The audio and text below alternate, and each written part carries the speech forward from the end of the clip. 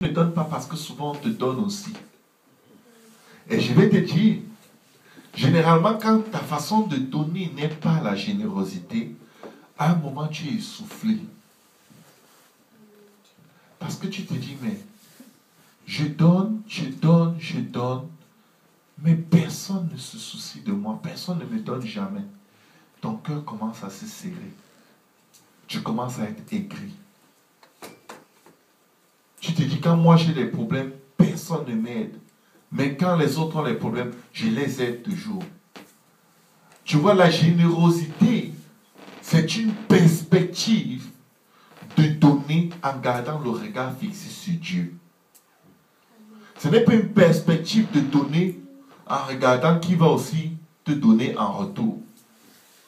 Mais c'est une perspective dans laquelle tu donnes parce que tu sais que c'est agréable à Dieu. Parce que tu ne sais pas à quel moment ça reviendra vers toi. Tu n'y penses même pas, mais tu ne peux pas. Dieu ne peut rien te devoir. Il n'y a rien que tu fasses pour Dieu qu'il ne va pas faire en retour pour toi. Mais la générosité t'amène à donner sans même compter sur le fait que ça reviendra. C'est pourquoi quelqu'un qui est généreux pour de vrai ne peut pas être aigri. Nous sommes des êtres humains, ça arrive. Mais il faut revenir à toi et dire, en fait, quels sont mes motifs quand je donne? À qui est-ce que je donne? De qui dois-je espérer en retour? Parce que dès que tu commences à regarder aux hommes, tu vas voir que des fois tu te prives tellement que tu te dis non, ça ne fait plus du bon sens. Il faut quand même que je pense à moi-même. Là, l'ennemi te dit, c'est vrai. Regarde, tu souffles là, tu as telle facture là-bas. Regarde. Il énumère tout ce qui ne va pas dans ta vie. Il te dit, regarde, prends un peu soin de toi-même. Pourquoi? Il a envie de t'amener à un endroit qui s'appelle l'égoïsme. Quand tu es généreux, tu troubles l'ennemi. Et je vais vous montrer dans la parole de Dieu. Tu fais taire ceux qui médisent contre Dieu et les enfants de Dieu. Il n'y a rien comme la générosité qui ferme la bouche de Satan. Est-ce que quelqu'un t'a déjà calomnié, dit comment tu es mauvais, ceci, cela, à d'autres personnes? Les gens, ceux à qui on t'a calomnié t'observent, ils t'observent. Il faut comment tu ne fais que tu es gentil, tu es bon, tu donnes. Tu es tout le contraire de ce qu'on m'a dit de toi. Ils n'en peuvent plus, ils viennent te dire, sérieusement, tu as un problème avec tel. Tu dis non, pourquoi? Il dit, mais il me dit que tu es chiche, que tu ne partages jamais, tu es toujours fâché. Mais quand je te regarde, je vis autre chose. Qu'est-ce qui se passe? Tu sais ce que ta générosité t'a amené à faire? À fermer la bouche de Satan. C'est pourquoi la générosité est une prescription biblique. La Bible dit dans 1 Roi chapitre 18, bien des jours s'écoulèrent et la parole de l'Éternel fut ainsi adressée à Élie dans la 3e année. Va, présente-toi devant Achab et je ferai tomber la pluie sur la face du sol. Et Élie alla pour se présenter devant Achab. La famine était grande à Samarie. Et Achab fit appeler Abdias, chef de sa maison. Or, Abdias craignait beaucoup l'Éternel. Et lorsque Jézabel extermina les prophètes de l'Éternel, Abdias prit 100 prophètes. Que quelqu'un dise 100 prophètes. 100 prophètes. Qu'il cacha 50 par 50 dans une caverne et il les avait nourris de pain et d'eau. À une période où les serviteurs de Dieu souffraient, non seulement de la famine que Élie, par l'ordre de Dieu, avait appelée sur le pays, cette famine faisait galérer tout le monde. Que quelqu'un dise tout le monde. Élie même n'avait plus à manger. Mais ça prenait la générosité d'un homme pour faire vivre les serviteurs de Dieu. Ça prenait quelqu'un qui va se dire, mais qu'est-ce qu'on va devenir? Dieu a réellement fermé le ciel.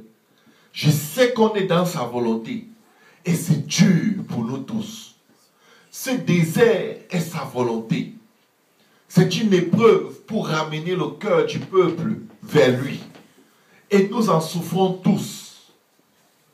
Mais il faut que je fasse quelque chose pour mes frères. Il ne faut pas que je les laisse. Ils ont des femmes, ils ont des enfants, ils galèrent. Mais moi, je prends sur moi de les protéger et de les nourrir de tout ce que j'ai.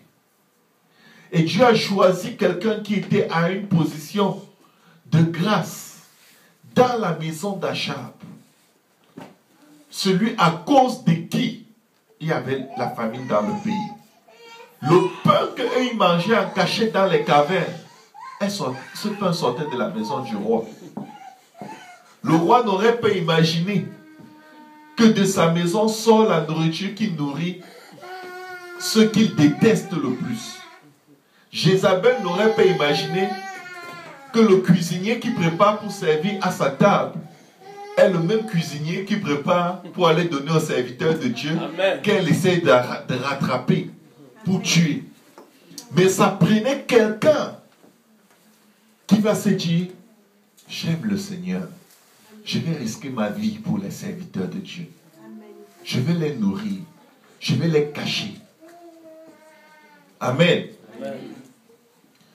Regardons ce que la parole de Dieu nous dit.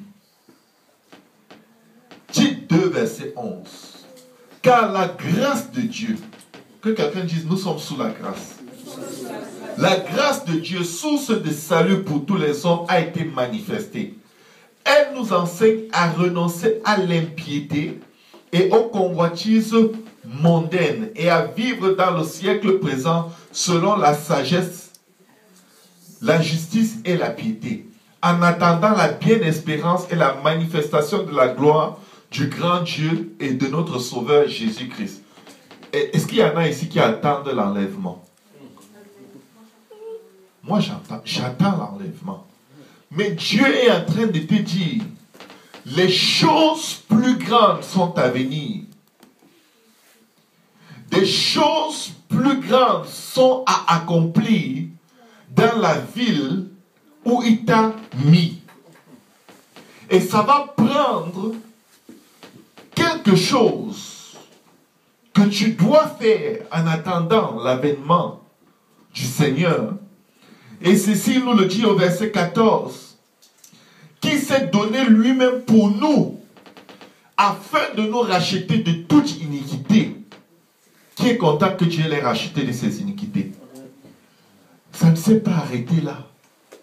Mais Dieu, il t'a racheté juste pas pour que tu passes la vie à esquiver iniquité et péché l'un après l'autre et que tu espères qu'il revienne le lendemain parce que tu risques de te trouver dans un autre péché.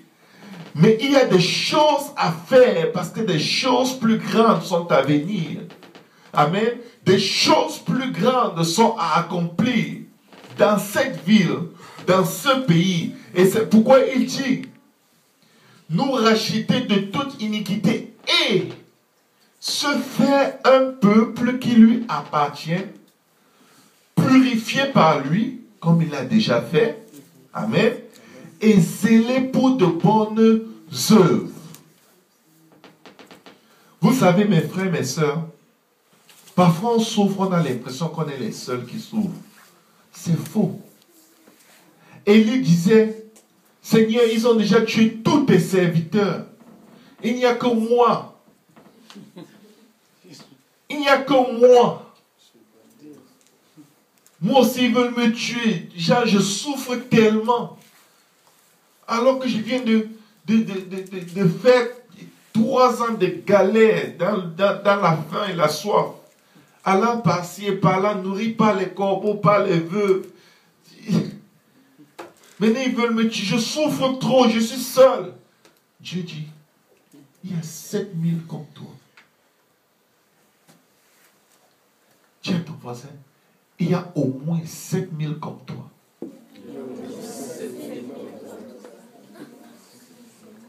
n'ont pas fléchi les genoux devant Baal et qui souffrent comme toi. Dans le passage que nous venons de lire, une seule personne s'occupait de 100 comme toi. Une seule personne. Pourquoi est-ce que Dieu se trouve dans la position où il est obligé d'envoyer les corbeaux nourrir le prophète? Parce que les généreux étaient trop peu nombreux. Les généreux étaient rarissimes. Oui, ils souffraient. Oui, c'était difficile pour tout le monde. Mais trouver un généreux, c'était hyper rare. Mais Dieu prend toujours soin de ses serviteurs. Dieu prend toujours soin de ses serviteurs. Vous savez, aujourd'hui, peut-être je suis pasteur, ou je serai pasteur, ou je suis évangéliste, je ne sais même pas trop ce que je suis. On m'appelle pasteur depuis que j'ai eu ma licence. Je ne suis peut-être pas pasteur. Amen. Je suis peut-être autre chose. Amen. Mais je vais vous dire une chose. Je vais quand même le dire. La Bible dit, faites part de tous vos biens à ceux qui vous apportent la parole. Ce n'est pas une mendicité. Vous savez, si Élie s'est retrouvé à un endroit, c'est les corbeaux qui le nourrissaient. Il y avait des serviteurs de Dieu qui étaient juste trop pingres pour partager le peu qu'ils avaient. Ils étaient juste trop... Oh non, c'est le désert, vraiment, c'est la famine là, vraiment. Il faut que je garde ce que j'ai. C'est pourquoi il va l'envoyer chez une veuve. Et il va dire à cette veuve, prépare d'abord pour moi, arrête de penser à toi-même. Ah, laisse tomber, tu l'as fait, regarde. Effectivement, comme tu dis, il te reste un peu de farine et un peu d'huile et tu vas faire le pain, tu vas manger et tu vas mourir. Change de perspective dans ta façon de servir Dieu. Change de perspective dans ta façon de marcher dans la chrétienté. Change de perspective. Apprends à donner. Tu ne vas jamais donner quand tu seras dans l'abondance si tu ne donnes pas quand il te reste très peu. Je répète ceci. Ce n'est pas l'abondance qui va te faire donner. L'abondance ne te fait pas donner. L'abondance ne pousse jamais personne à donner. C'est pourquoi plus on en a, plus on veut pour soi-même. Les plus chiches sont les plus riches. Amen. Je crois que vous connaissez certainement un riche. Quelle est la dernière fois où vous avez fait un geste en votre faveur? Je crois que plus tu connais des riches, plus tu risques de devenir aigri. Parce qu'il ne donne pas. Tu as faim? Ok, il va acheter la nourriture pour qu'elle mange. Il y a des gens dans mon pays, si tu meurs de soif, il dit je te donne une bière. Tu dis non, le juge dit non, tu peux partir. Tu prends la bière ou tu laisses. Ça existe. C'est-à-dire, pour qu'il te donne quelque chose, il faut que tu te souilles comme lui. Comment toi tu veux être bien et... Non, lui, son argent, c'est pour faire ce qui est mauvais. Ce qu'il a, c'est pour se gâter. C'est pour faire la belle vie. Pour aller chez les prostituées. Non.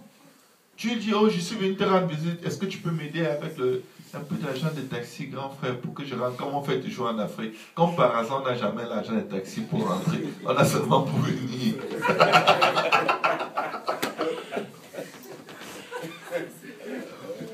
Toujours. Toujours. Oh, je n'ai pas d'argent de taxi. Attends, comment tu as fait pour être là? On te bip.